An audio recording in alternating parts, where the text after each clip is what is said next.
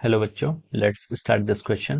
So this question says, give two examples of circular motion with constant speed. दो example देने हमें क्या circular motion की जो आपकी कांस्टेंट स्पीड पर होंगे. ठीक है, तो चलिए बच्चों, देखिए बच्चों, इस क्वेश्चन का जो आपका की कॉन्सेप्ट है, इस क्वेश्चन का क्या आपका की कॉन्सेप्ट है, ये क्वेश्चन आपका सर्कुलर मोशन पर बेस्ड है. ठीक है, सर्कुलर मोशन के हमें यहाँ पर एग्जाम्पल देने, तो ये सर्कुलर मोशन पर बेस्ड आपका क्वेश्चन है.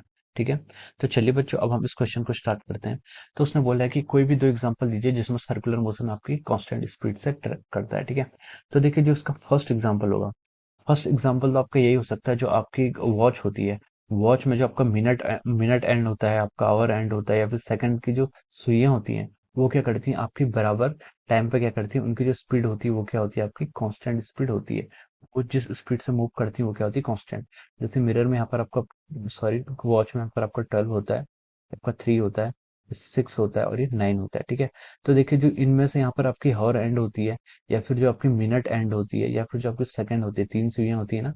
तो देखिए इन तीनों का जो वो आपका क्या होता है, मोशन होता है, वो कहता है कांस्टेंट स्पीड से क्या करती है, अपनी सर्कुलर मोशन करती हैं. ठीक है, कांस्टेंट स्पीड से आपका सर्कुलर मोशन करती हैं. तो this is an example of our circular motion with constant speed. ठीक है, तो हम लिख सकते हैं कि द मोशन ऑफ, इसमें हम लिख सकते हैं the motion of minute hand, minute hand, second, second वाला, एंड, और एंड.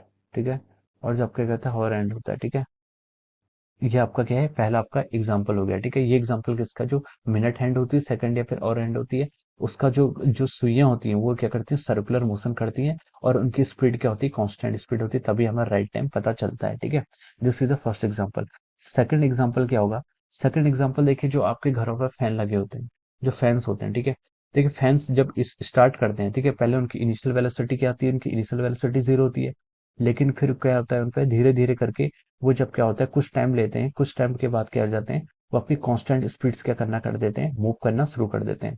पहले उनकी इनिशियल वेलोसिटी 0 होती है, फिर कुछ टाइम लेते हैं वो, कुछ टाइम मान लीजिए T1 टाइम लेते हैं, T1 टी टाइम के बाद वो क्या करते हैं, आपकी कांस्टेंट स्पीड से मूव करना शुरू कर देते हैं. ठीक है, कांस्टेंट स्पीड से मूव करना शुरू कर देते हैं, और जैसे ही हम स्विच ऑफ करते हैं, फैन को जो स्विच ऑफ करते हैं, उसके बाद वो धीरे धीरे करना डी एक्सेलरेट होना शुरू करते हैं. ठीक है, तो जो आपका एग्जाम्पल है किसका है आपका, तो इसमें आप बोल सकते हैं the motion of fan, the motion of fan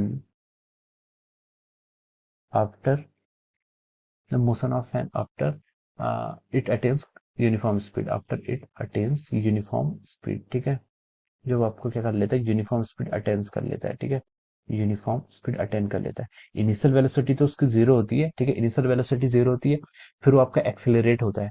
accelerate होने के बाद वो क्या कर लेता है, उसके बाद फिर अपनी यूनिफॉर्म स्पीड से क्या करना है, सर्कुलर मोशन करता रहता है. और जैसे ही हम स्विच ऑफ करते हैं, जैसे हम बटन को, प्लग को बंद करते हैं, तो फिर क्या होता है, वो डी एक्सेलरेट होना शुरू होता है, और फाइनली आपका 0 पर आ जाता है.